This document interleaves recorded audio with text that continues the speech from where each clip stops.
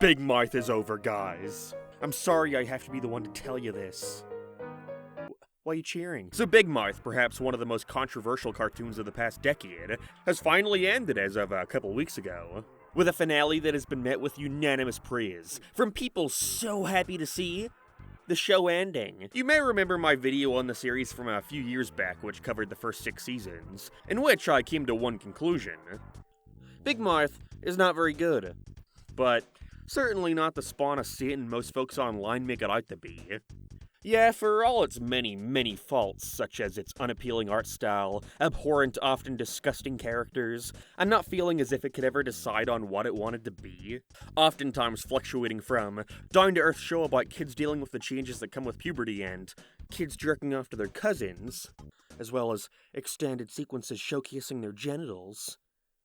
There was always that spark of a good idea, that this show could have been amazing, that it could have been a fantastic outlet for teenagers to watch a show that says, hey, what you're going through is awkward and scary, but you know what? It's all gonna be okay.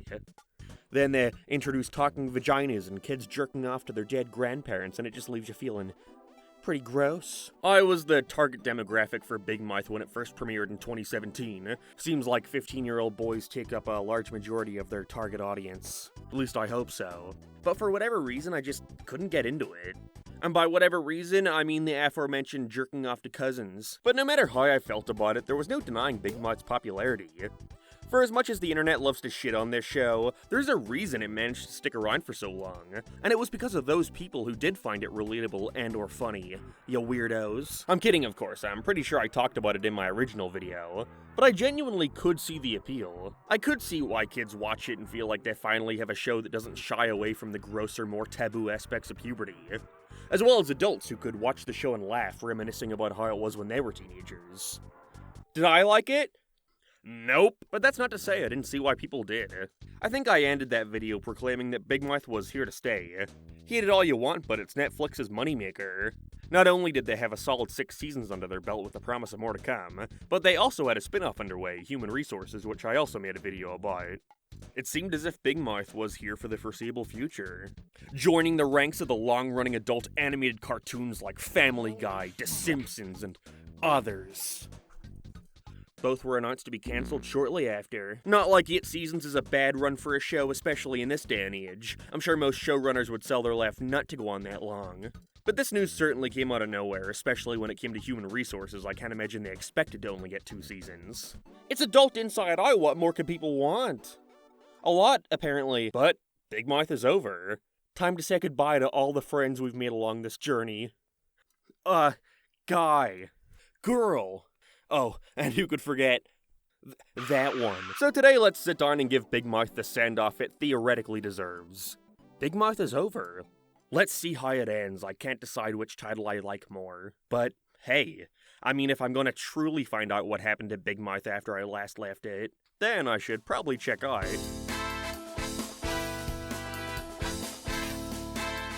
Ow, fuck. Ow. Ooh, you have a hard head. Yeah, and a big mouth. When watching Big Mouth for the first time in a few years, 2 thoughts immediately came to my head. 1, God, I forgot how annoying Nick Kroll sounds. And 2, I do not remember a goddamn thing that has happened in the past 6 seasons. Thank Christ they give us a recap, because otherwise, I may as well have not even watched the show before. Last time we saw our cast of Last time we saw our cast of characters, the major 2 things that happened were Jay and Matthew, yeah, I think so, have broken up while Missy finds out her boyfriend is asexual and has to deal with that. Not that it really matters much because this season does not give much focus to either of these 2 plot points. Instead, this season can be split up into 3 major story beats. The kids getting ready to graduate from middle school, their summer vacation, and finally them entering high school. They make such a big deal about the new storytelling possibilities that comes with this new shakeup that it leads me to believe they were not informed of their upcoming cancellation until it was too late. Season 7 isn't the focus of this video. I know we are all just dying to know how the final season was, including the much-anticipated finale of Big Mouth. So I'll just give a quick rundown on what happens with each character this season that's worth talking about.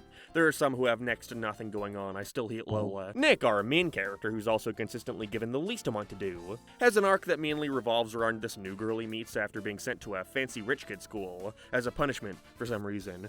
She's kinda evil and only really looks out for herself. But he falls for her and ends up wanting to stay at the school instead of going to the high school the rest of his friends are heading to. I appreciate us getting to see things from her perspective as well as Nick's. You know, she's not completely one note.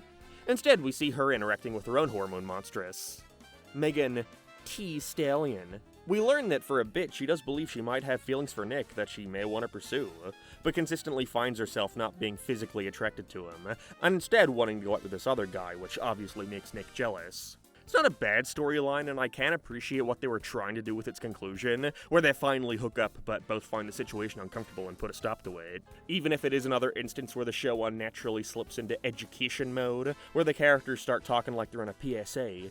It's okay if you don't want to do this anymore. You can tell them to stop anytime you want, even after saying it was alright in the moment. It's your body, and you can do what you want with it. Like, sure, that's a good lesson, but I don't know, there has to be a more subtle way to get this across. Then again, this show's target audience is 12-year-olds, so you know what, never mind, forget that last point. After this interaction, Nick heads to his new school and finds out that the girl no longer wants to talk to him, and she's never heard from again. Remember that ghost in his attic? He gets like a small cameo in this entire season despite being the main person he'd seek guidance from early on. It really feels like they just don't know what to do with Nick half the time. Jessie, on the other hand, okay, she also doesn't have much going on. In fact, she has so little going on that I had to take a look at my notes to see what she was up to, only to realize that none of my notes for the entirety of Season 7 mention her, which is bizarre because, like, she was there, I think. The only thing I remember from her in this season is her involvement in a pretty good episode starring Matthew. He also, surprise surprise, doesn't have a whole lot going on this time around. But I don't really mind, as he did get one standout episode, which ended up being one of my favorites. She's hanging out with him and his little sister, where she slowly discovers that none of Matthew's siblings know he's gay, and that it's something his parents are actively trying to keep a secret as to not encourage them to do the same. I enjoyed them presenting this as something he didn't want to rock the boat on. The previous seasons made a big deal of him coming out to his parents and them accepting him, and so I liked the angle that he was treating that as enough of a victory. So much so he'd be complacent with them hiding it to the rest of their family, before he finally realizes how fucked up that is and calls them out on it, and so they make it up to him by telling all their kids that Matthew was gay, and that's A-okay. It's a nice little episode and made me appreciate the times where they don't feel the need to have these endless season-long story arcs. This is also seen with this kid, Caleb, I think is his name. He was always lurking in the background of this series, chiming in with a line here and there. But this season they give him a lot more spotlight, in which they make it pretty clear that he shares a lot of traits associated with autism, as we see him start to freak out over his back-to-school shopping not going exactly the way he had planned, and getting anxious after being put in uncomfortable social situations he doesn't know how to handle. This is another episode I thought was pretty alright, aside from the B story of Andrew learning how to stick his finger up another guy's ass. Yep. During all this, Missy, who always feels so separated from the rest of the group, has to come to terms with the fact that her relationship with her boyfriend will not last the summer, never mind into high school, and eventually gaining a new monster, Dread, who makes her terrified to start her first day. I like what they were going for here, but I find the conclusion pretty terrible, where after her parents realize that she's been faking sick because of her fears of going to high school, they decide they'll just homeschool her. Yeah, that's good parenting. Key of in, I'm sure it'll work out well. Other than that, Missy doesn't have a whole lot going on. It's funny, it took me trying to write something comprehensive about any one of these character arcs to realize that every goddamn character in this show has the same level of unimportance. All except Andrew. He, comparatively, has always felt more like the main character to me. Which is conflicting because he's without a doubt the character who has the most growth to make. He's without a doubt the character given the most screen time, facilitating said growth. But it all falls apart when you realize the growth never comes. I cannot remember how many times it's happened because this series is a goddamn blur to me, but I feel like they've tried doing the Andrew tries to stop being gross and a pervert thing countless times, and it always goes the same way no matter what, even if you add minor differences into the setup every time. Andrew does something incredibly disgusting, realizes this behavior can go on no longer. Andrew stops being gross and discovers how much his life improves upon having self-control, but he can't help it in the end and goes right back to square one. Rinse and repeat. Obviously, in any kind of episodic sitcom, this would be expected, but Big Mouth wants to have the illusion of growth. And so when they continue to do the same shit with Andrew over and over again, yet want to act like there is any kind of progression whatsoever going on, it just gets old. This season it's brought on by Andrew injuring his genitals, preventing him from jerking off for 2 whole weeks. But he just can't help himself, and so starts taking pleasure in out blood. This is my life, I have to watch this. He pretty quickly gives up on his new ambitions and goes right back to square one, becoming the target of a high school bully after he accidentally grabs his girlfriend. So most of his time for the rest of the season is spent dreading his first day of high school. This all culminates in the final episode where he prepares for his ass beating at school and begins to teleport throughout different episodes of the series to stop himself from doing all the heinous shit he's done. What? It all comes together in a nice moment where he finally realizes that the only thing he can do is apologize to the girl for what he did to her, even if it was an accident. I just wish how he got to this conclusion wasn't so fucking stupid. I keep forgetting they do this weird-ass sci-fi shit. It's always incredibly jarring when it comes up. I don't even mind it that much, but it's only when it's used in place of character progression. It just feels so easy. Either way, if there's something to notice about all of these arcs I just went through, it's that none of these characters feel like they ever have anything to do with each other. Everyone is so segmented, it's hard to remember sometimes that they're even friends. Every now and then they'll be in the same room and one will go, "Well, here we are, the old gang back together." And I'm just like, were you guys ever friends? In fact, there is one episode in this entire season I would call good, and surprise, surprise, it's one that actually has the main cast interacting with one another. Episode 4 not only has that pleasant Matthew and Jesse storyline, but we also see Nick and Andrew sneak into Nick's brother's car to follow him while he gets drugs, in which they wind up taking mushrooms and go on some wacky trip, man. It's still that lame drug episode shit I hate where drugs are summed up as, whoa, the colors, man. But it's somewhat made up for by the visuals. It's odd, when they do shake-ups with the animation like this, I sometimes forget that I'm not watching something that's this visually appealing all the time. I also forgot that they would do these gimmick episodes every season. This time it's Connie and Maury talking about the experiences of kids going through puberty all over the world. Unfortunately, they anticipate you watching this on Netflix and being able to turn the subtitles on, but let's just say I wasn't watching this on Netflix. And so I was not able to understand most of what was being said here. I mean, they're speaking all kinds of languages I don't understand. Korean, Indian, Australian. I just don't get it. Still, though, I felt myself being able to follow what was going on, so hey, I guess that's a plus. Nice job, storyboard artists. Overall, Big Mouth Season 7 seems about on par with where we last left off. Plot points moving at an extremely slow pace, some good ideas here and there, but overall not being anything that's gonna stick with me for the foreseeable future. If I'm being honest, I barely remember anything now, and I just watched it yesterday. I mean, I hadn't even talked about Coach Steve's arc about being upset the kids are moving on to a new school with Item. Damn! I can't believe it! I'm not gonna see Coach Steve again? Damn! All we're left to anticipate next season is Nick introducing Andrew to his new friend he made at his new school. Andrew is also his name. And so it's time for yet another love triangle thingy. Holy shit, I can't wait for the final season of Big Mouth!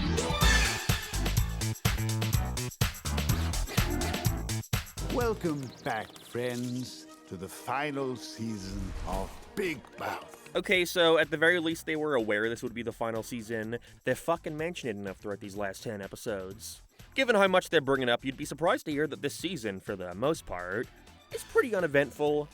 Unless you want to count how much they bring up Sonic the Hedgehog's dick in episode 2. Dude, come on. Don't you want to be in a sexually charged atmosphere with Sonic the fucking Hedgehog? I don't know, Mom. But no, the characters aren't really given any kind of meaningful send-off. If anything, I'd describe this season as more of the same. Even if there is an effort to evolve these characters into more adult situations. They even immediately bring Coach Steve back, now acting as the school nurse. And so there literally is no difference in the kids now being in high school. It doesn't feel like anything has changed. I think it mainly falters from the fact that the show never really pulled any punches before, and started things at 11 in the edge scale from day one. And so having epic storylines about the characters smoking weed isn't that exciting when they were already smoking it when they were like 12. They've already, unfortunately, been having sexual encounters and stuff like that, so Jesse getting a cool new weed-smoking boyfriend doesn't seem like very much of a leap. There's no story in this season they couldn't have told of the kids being in middle school, because the show has never shown any kind of restraints on what topics they can cover. If there's one thing I can give them, it's that when retreading these plot points, they at the very least attempt to expand upon them more, often coming to relatively satisfying conclusions. For example, I'll start with Jessie. In this new school, she gets in with this crowd of kids who just sit in the bleachers smoking weed all day. Sounds like paradise. Which she joins in on before getting concerned about whether or not she's smoking too much of it, as it's causing her to have a more fuck it attitude towards her responsibilities. Even her depression creeps its head around again, with her also smoking it to avoid having to confront any of those feelings either. It leads to a sweet conclusion for her character where she learns that she needs to consider more what her boyfriend is feeling, that he's a person with his own emotions too, and that the best way to solve her issues and anxieties, or even anger, is simply by talking about it and communicating, as well as the fact that she can't try to simply get rid of her depression, that it'll always be a part of her, and instead of fighting it, she should try to understand it more to better deal with it in the future. All in all, I'd say Jessie is the best arc of the whole season. There's a big focus on compassion towards the end of the season, with each character having done something selfish or irrational without considering how their actions affected other people. Usually I'm annoyed when they randomly decide the kids can see each other's monsters, but here it works completely. Since the monsters are, generally, designed to only reinforce whatever the person is already feeling, it makes sense that they're able to get a quick glimpse into whatever the other person is dealing with by simply putting themselves in their shoes for a second. It works. Metaphorically. Interacting with them is still dumb though, it's so fucking stupid they get to introduce each other to their monsters, that sucks so hard. Missy quickly learns that being homeschooled is not the way to go, and so joins with the rest of the gang in their high school, where she's immediately intimidated since everyone has already had the time to find their cliques. With this, and help from Andrew of all characters, she's pushed into joining the robotics club with him, where she's also flung into a love triangle for the ages. It's one of the 3 plot points they know how to do in this show. Who will Missy end up with? Andrew? Or this guy? Because each character's arc revolves around compassion in some way, I'm realizing it's actually rather pointless to do some sort of in-depth discussion around each one of them. That or, the show just really isn't that interesting. Missy flirts with Andrew to make that guy jealous and want to be with her, which Andrew doesn't realize, which makes Missy feel bad. I thought this was actually going in a fun direction when Andrew decides to get back at her by becoming best friends with her new boyfriend, but not much comes of it. She just apologizes and the two agree they can be friend and boyfriend with him at the same time, no duh. Frums? Why not? I mean, if Chris Pratt can be Mario, then maybe anybody can be anything. Nick by far has the biggest shake-up when in episode 3 he randomly has an overnight growth spurt and is suddenly the tallest kid in class. This is not a one-episode thing, by the way, he stays like this the rest of the season. Honestly, it gives Nick the most to do in ages, so I'm all for it, even if it looks pretty fucking stupid. Especially after he loses his new friend, other Andrew, by episode 2, and so he too moves into the mean high school with everyone else. Makes me wonder what the point in this new school shit was in the first place. But Nick finds himself dealing with shit he hasn't before, mainly masturbating and... Nah, that's pretty much it. He has to learn to not jerk off so much, which is quickly dropped as all it does is lead into Nick's final storyline, where that popular girl from season 1 wants to be with him. He calls her an obscenity that he learned from watching a video, and he lies and tells everyone that she was in fact the one to call him it, which results in her becoming an outcast. It's just the same shit that happened in that first season where he and Jessie break up and he tells everyone that he was the one to dump her. I think so, I can't really remember.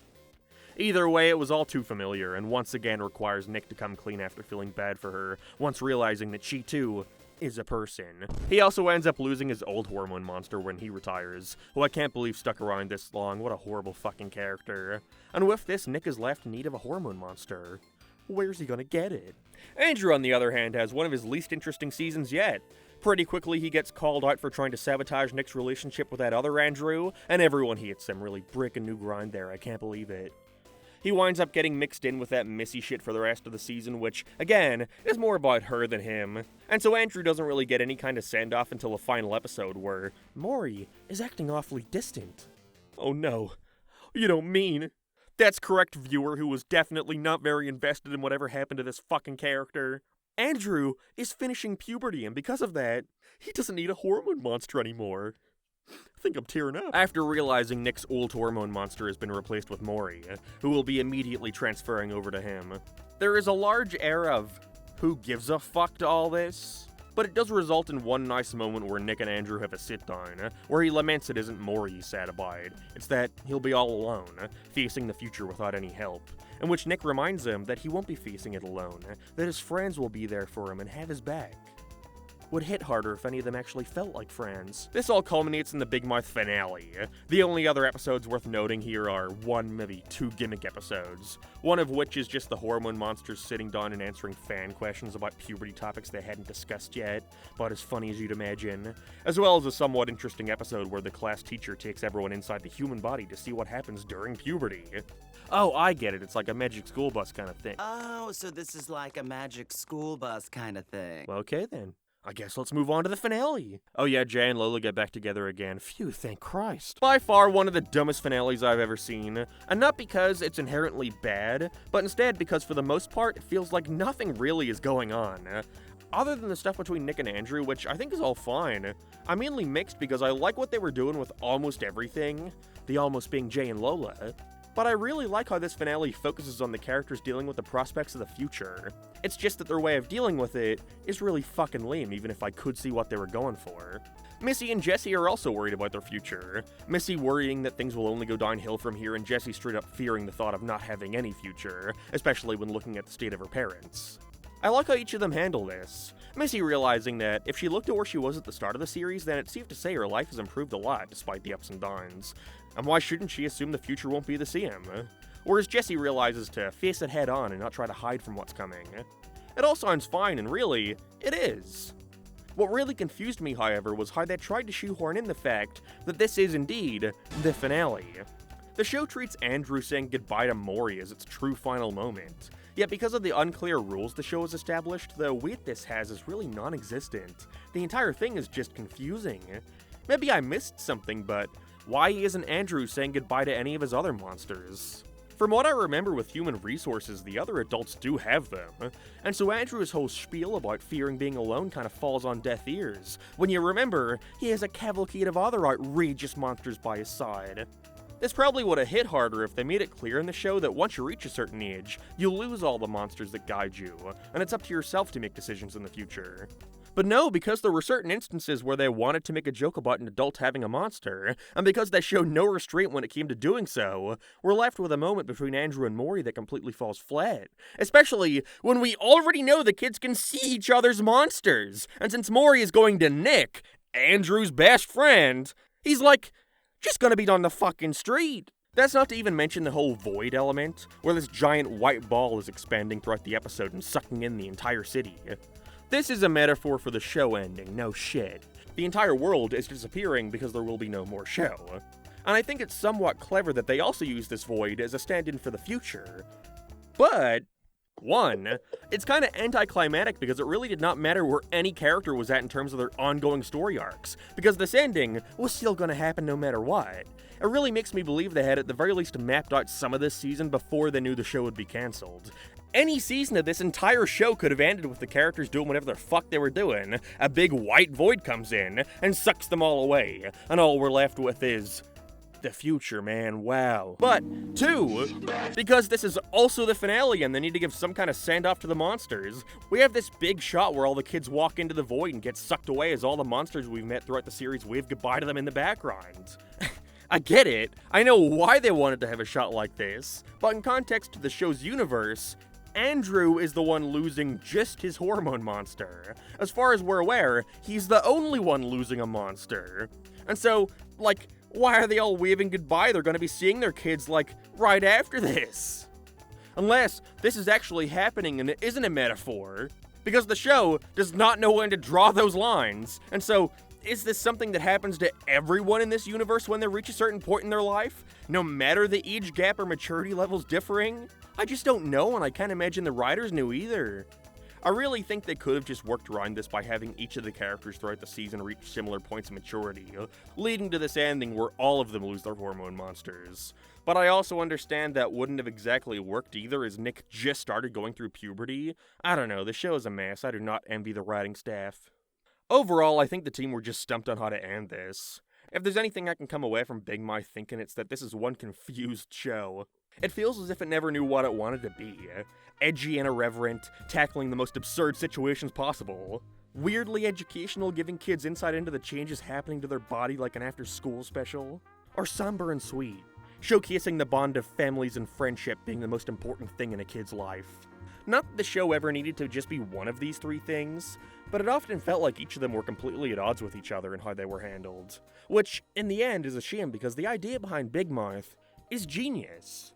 Having a show that personifies one's emotions during puberty. It's really shit because it's been wasted on a series that shows such little restraint, and because of that, completely muddies whatever message it was ever trying to get across.